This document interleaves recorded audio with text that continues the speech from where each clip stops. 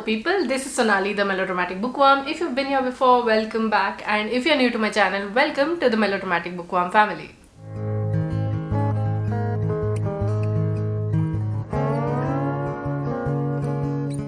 I'm here today with episode 19 of Coffee Talk with the Melodramatic Bookworm. For those of you who don't know, Coffee Talks are chatty videos in which I talk about the books that I'm currently reading at that point in time and any topics that are playing on my mind that I want to put out there for you to watch, which I want to share with you.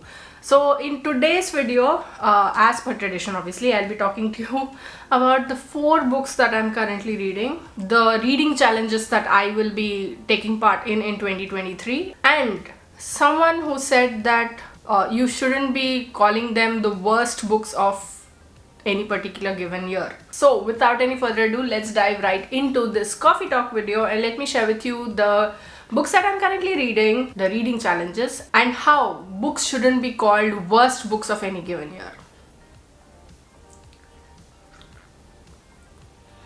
Anyway, so first up are the books that I'm currently reading, and oh, these are like fine.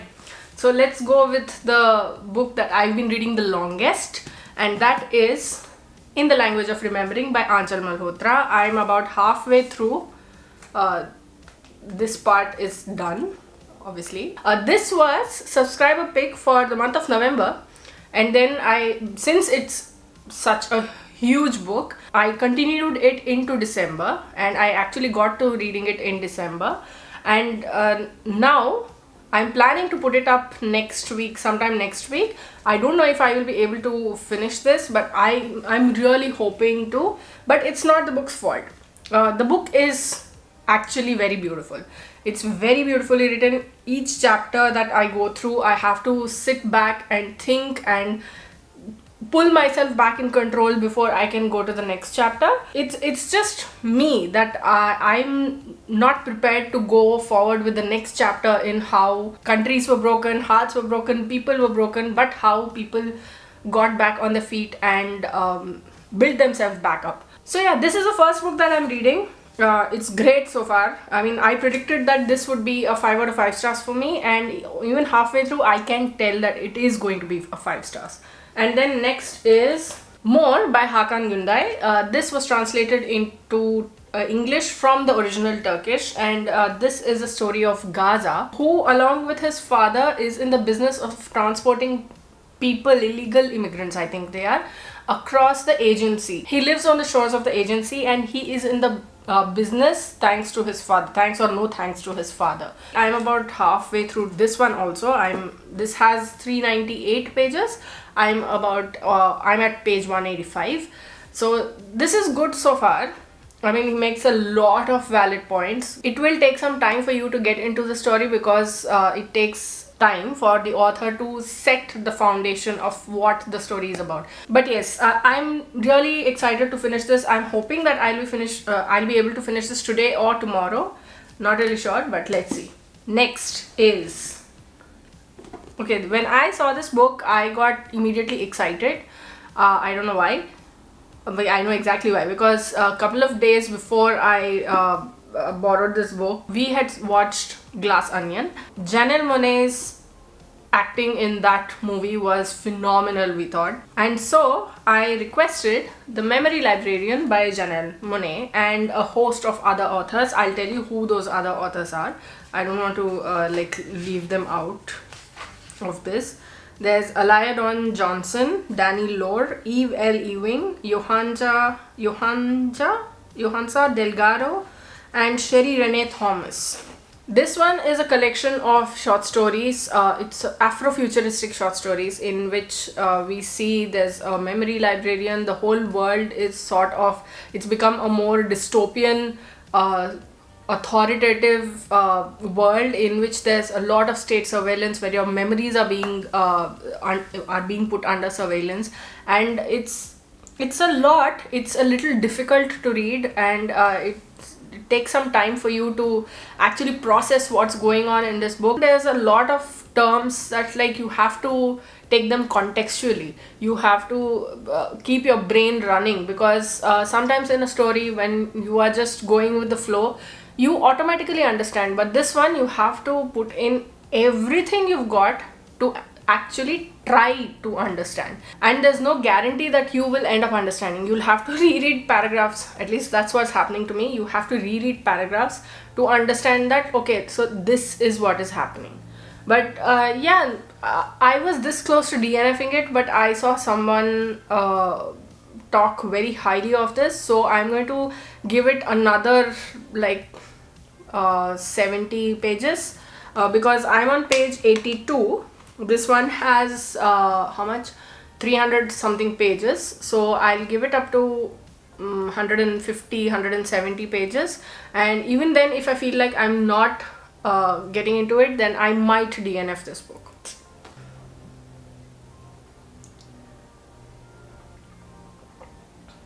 This looks odd. ठीक है ना? Okay, so the fourth and last book that I'm currently reading is Watership Down by Richard Adams. I don't know. This is the book. This is the story of a fiver who can tell when something's wrong. He can sort of predict the future through his feelings. And when in their warren, when something suddenly starts going wrong, he has this extreme panicky feeling that something is coming and something that's about to put all the rabbits in that warren in danger.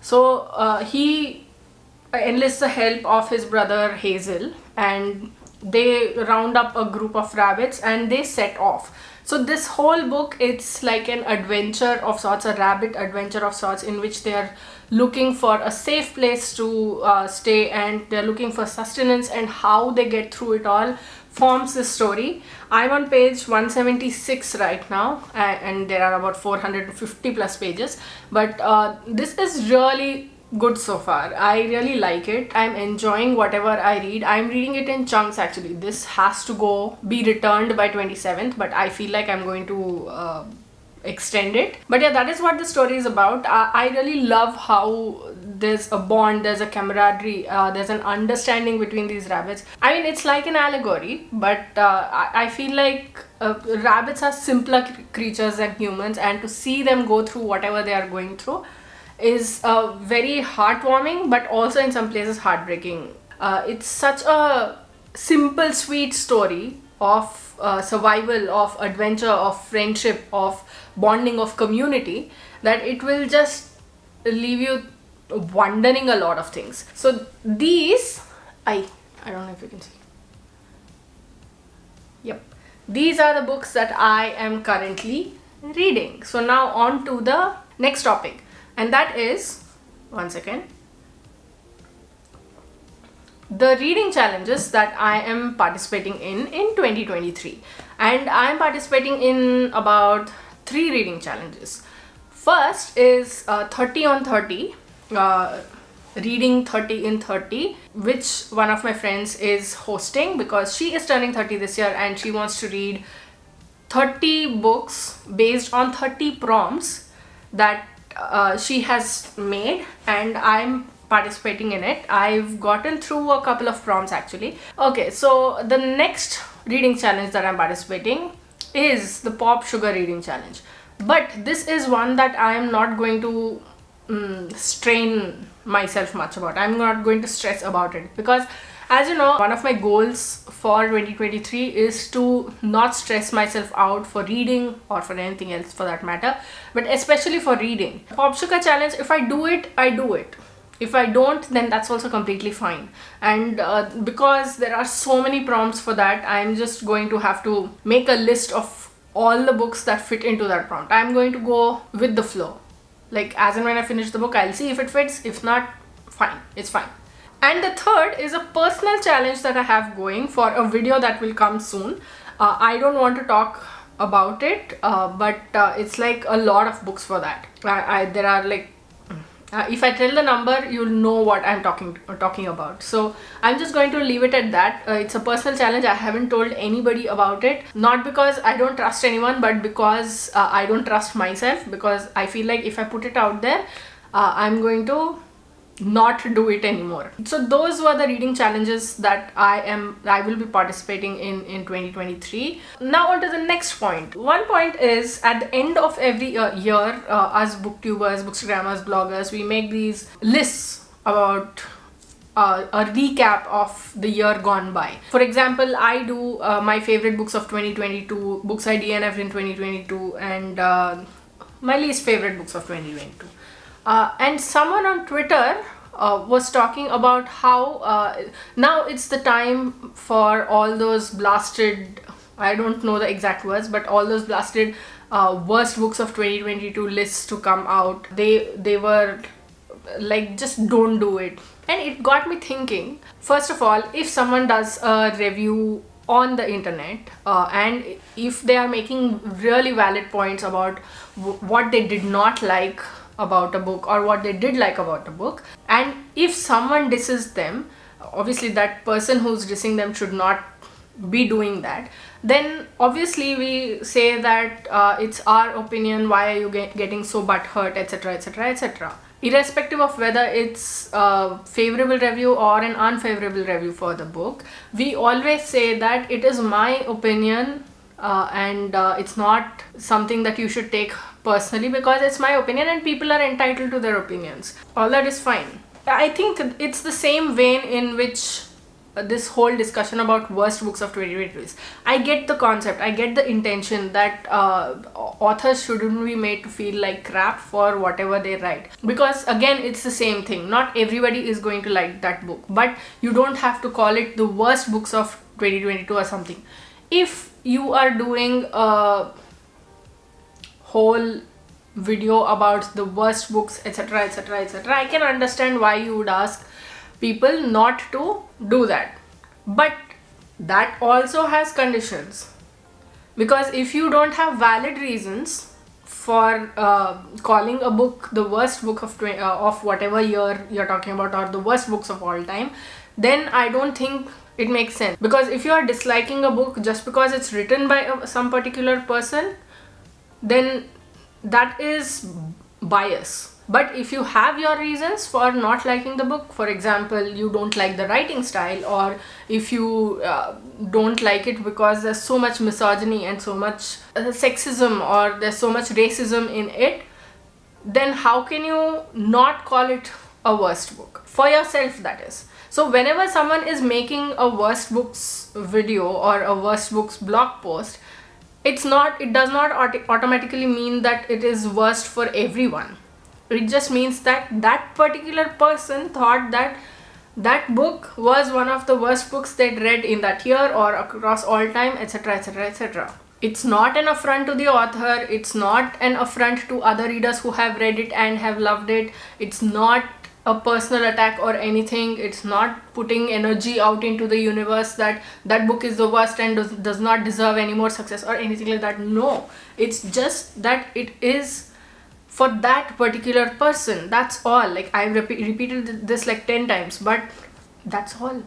And then you also have to consider this, that algorithms, be it YouTube, be it Instagram, they love this, where we talk about best of this and worst of this. You see it across industries actually, not just the bookish industry. You see in the fashion industry, the best of this collection. I have no idea how that works, but I'm just trying to make a point here. And then the worst of this collection. And then there's the food industry, the best food, yada yada yada yada. And then there's the worst, etc, etc. You get my point by this point. So what I'm trying to say is, it's a mix of different things.